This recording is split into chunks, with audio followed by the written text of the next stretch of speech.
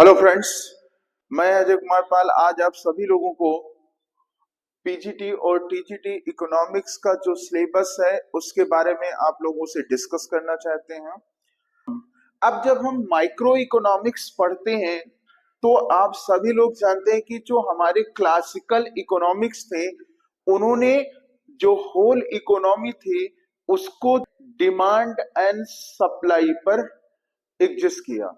और classical economics ने ये बताया कि जो होल इकोनॉमिक्स है वो केवल डिमांड एंड सप्लाई पे डिपेंड होती है, यानी जहां पे डिमांड और सप्लाई एक दूसरे को काटते हैं वहां पर इक्विलिब्रियम पॉइंट होता है।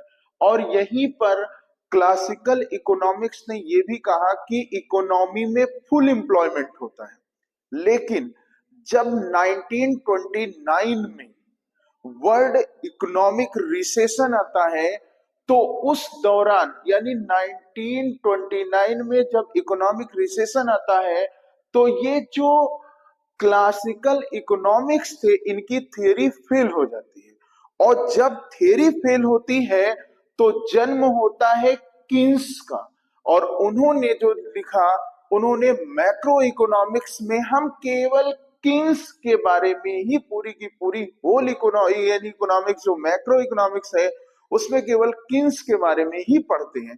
तो कीन्स की एक बुक आती है the general theory employment interest and money, उसमें उन्होंने बताया। और आज रिसेंट में जो हम फिस्कल पॉलिसी पढ़ते हैं वो इसी कीन्स की ही देन थी। इन्होंने ये कहा कि जो एग्रीगेट डिमांड और एग्रीगेट सप्लाई है उसी पर जो है इकोनॉमी फुल एम्प्लॉयमेंट की कंडीशन में आती है। जब एग्रीगेट डिमांड बढ़ेगी तो कुल मिला के मैक्रो में ये था कि मैक्रो लिमिटेड कर रहा था और उसने केवल बात किया फैक्टर प्राइस पे। किस पे बात किया था? फैक्टर प्राइस पे। और वो जो फैक्टर प्राइस डिटर्मिनेट होता था वो डिमांड एंड सप्लाई पे होता। इन्होंने क्या कहा कि aggregate demand equal to aggregate supply, जहां पे ये एक दूसरे को काटेंगे वहां पर फुल एम्प्लॉयमेंट होता है। बात क्लियर है? दूसरा, उसके बाद आपका आता है इंटरनेशनल इकोनॉमिक्स। तो इंटरनेशनल इकोनॉमिक्स में केवल आपको एक चीज पढ़ना है, जो इकोनॉमिक ऑर्गेनाइजेशन होंगे। इकोनॉमिक ऑर्गेनाइजेशन फॉर एग्जांपल जैसे IMF, world bank, ADB, Asian development bank, ADB, Asian development bank, बहुत सारे एक्सआई ऑर्गेनाइजेशन है जो इकोनॉमिक पर्पस से, नाफ्टा हो गया, साप्टा हो गया। तो ये सब किसके अंतर्गत आएंगे? इंटरनेशनल इकोनॉमिक्स में। और फिर इसी में आपको एक टॉपिक और मिलेगा, इंटरनेशनल ट्रेड। जब इंटरनेशनल ट्रेड में आप बात करोगे तो एडम स्मिथ का एब्सोल्यूट इकोनॉमिक्स थियरी आएगी, कंपैरेटिव कॉस्ट थियरी रिकार्डो का आएगा। तो ये सारे जो टॉपिक होंगे इसके अंतर्गत आएंगे। जब हम पब्लिक फाइनेंस की बात करेंगे तो इसमें जो हर कंट्री का यानी जो बजट सिस्टम होता है, पब्लिक फाइनेंस में टैक्स कलेक्शन कैसे होता है, यानी कुल मिला के हम यहाँ पर जो बजट होता है और टैक्स जो होते हैं वो हम इस टॉपिक में टैक्स के बारे में और बजट के बारे में हम यहाँ पर डिस्कस करेंगे। फिर आपका आता है इंडियन इकोनॉमी। इंडियन इकोनॉमी जो भी आपको पढ़ना होगा वो करंट डाटा के अकॉर्डिंग, यानी जो आपका करंट डाटा होगा वो इंपॉर्टेंट होगा। और उसमें आपका 2024 और 25 का डाटा होना चाहिए। बाकी आप, और अगर ग्रोथ की बात करोगे तो ग्रोथ मॉडल केवल एक ही पढ़ना पड़ेगा और वो है हेराल्ड एंड डोमार मॉडल, बस। इसके अलावा और ग्रोथ मॉडल में पीजीटी में और कुछ भी नहीं है। ठीक है, तो उसके बाद फिर आते हैं मॉनेटरी इकोनॉमिक्स। मॉनेटरी इकोनॉमिक्स में क्लासिकल भी आएंगे, और क्लासिकल आप सभी जानते हैं जो ब्रिटिश इकोनॉमिक्स होते हैं, और जो मॉडर्न इकोनॉमिक्स होते हैं वो सब आपके अमेरिकन होते हैं। तो इसमें आपको फिशर की थ्योरी पढ़नी पड़ेगी, किन्स की थ्योरी पढ़नी पड़ेगी, पीगू की थ्योरी पढ़नी पड़ेगी, मार्शल की थ्योरी पढ़नी पड़ेगी। तो ये सारी चीजें इसके आप मॉनेटरी। फॉरेन एक्सचेंज रेट में आपका जो टर्म्स ऑफ ट्रेड हो जाता है, बैलेंस ऑफ पेमेंट होगा, एक्सचेंज रेट कैसे निर्धारित किया जाता है, बैलेंस ऑफ पेमेंट क्या होगा, तो वो सब आपका फॉरेन एक्सचेंज के अंतर्गत आएगा। अब इसमें से सबसे ज्यादा जो क्वेश्चन आता है वो आपको ये मान के चलना है कि कम से कम नहीं तो 30 क्वेश्चन आपके इंडियन इकोनॉमी से आएंगे, क्योंकि इंडियन इकोनॉमी के लिए जो सबसे बड़ा पार्ट होता है पीजीटी के लिए इंडियन इकोनॉमी। टीजीटी की बात करोगे तो आप जानते हो कि टीजीटी में महज क्वेश्चन कितने आएंगे, 60 क्वेश्चन आएंगे। टीजीटी में इकोनॉमिक्स में जो क्वेश्चन आएगा वो 60 आएगा, बट कॉम्बिनेशन होता है, इकोनॉमिक्स एंड ज्योग्राफी रखना चाहता है तो 60 क्वेश्चन आपके इकोनॉमिक्स के रहेंगे और 60 क्वेश्चन अदर सब्जेक्ट के रहेंगे। अब बात ये होती है कि इतने कम समय, जैसा कि आप सभी लोगों को पता है कि पेपर मई और जून में है, तो मई और जून में है और इस कम समय में केवल एक चीज आपको बेनिफिट कर सकती है कि हम प्रीवियस ईयर का शिफ्ट लें और प्लस घटना चक्र अगर आप ले लीजिए। घटना चक्र, जब आप घटना चक्र की बुक ले आएंगे तो घटना चक्र में एक चीज आपको दिया गया होगा और वो दिया गया है कि किस ईयर कौन से क्वेश्चन रिपीट हुए हैं, और जो रिपीट वाले क्वेश्चन है वो उसमें लिखा गया है। जैसे मान लो क्वेश्चन आया है, कई सारे क्वेश्चन होंगे लगातार दिए गए होंगे 2 साल छोड़ के, मान लो कोई क्वेश्चन 2003 में आया है तो 2013 में आया है, कोई 13 में आया है तो 21 में आया है, तो इससे आपको एक आइडिया लग जाएगा। प्लस जो प्रीवियस ईयर के पेपर जितने भी हैं अगर उनको आप अच्छे से सॉल्व कर लेते हो तो आराम से आपके 102 या 110 के आसपास पहुंच सकते हो। बट जैसे 5 इयर्स प्लान पढ़ोगे तो 5 इयर्स प्लान, जब इंडियन इकोनॉमी में पंचवर्षीय योजनाएं पढ़ोगे तो रिसेंट की योजनाएं आती है, ना कि आपको पुरानी योजनाएं पूछी जाएंगे। रिसेंट में जो प्राइम मिनिस्टर साहब ने जितनी भी सारी योजनाएं हैं उनके अकॉर्डिंग आपको पढ़ना है। तो ये एक सिलेबस है और इसके अकॉर्डिंग आप कम समय में एक चीज कर सकते हैं कि सेट पेपर लगाइए, और जो सेट पेपर होगा उस पेपर से आपको एक बेनिफिट मिलेगा कि नंबर ऑफ क्वेश्चन आपके सामने वैरायटीज के तौर पे होंगे।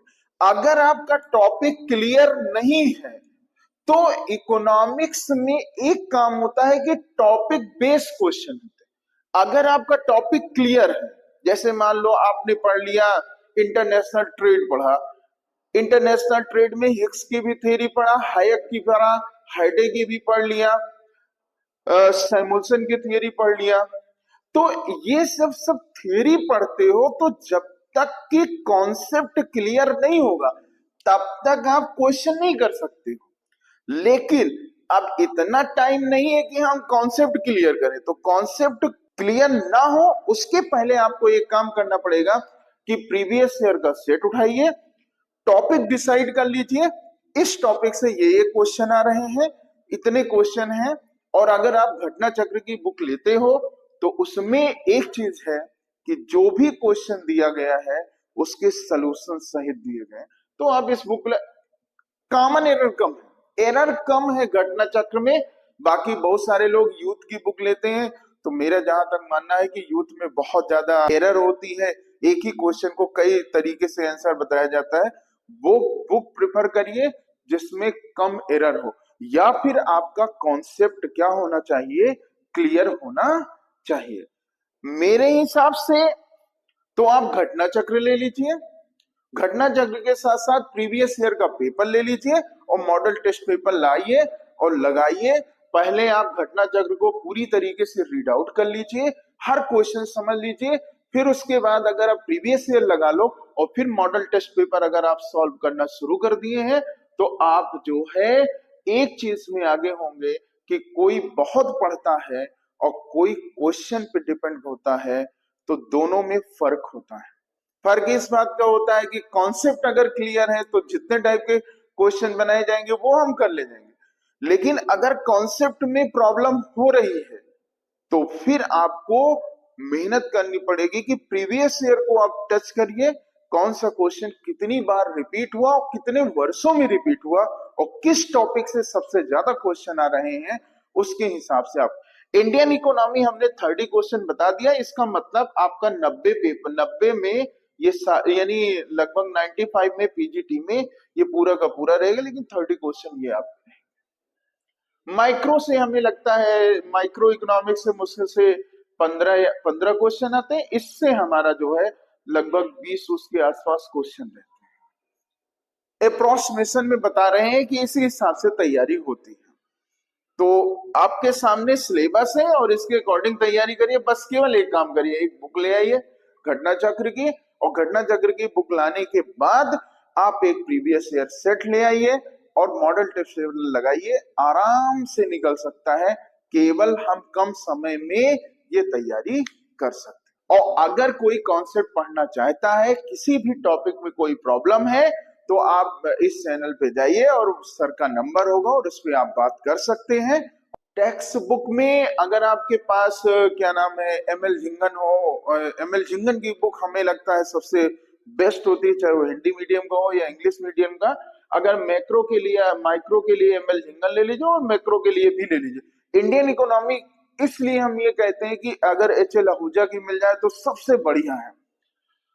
इन दोनों के लिए तो आप ले सकते हो एमएल झिंगन।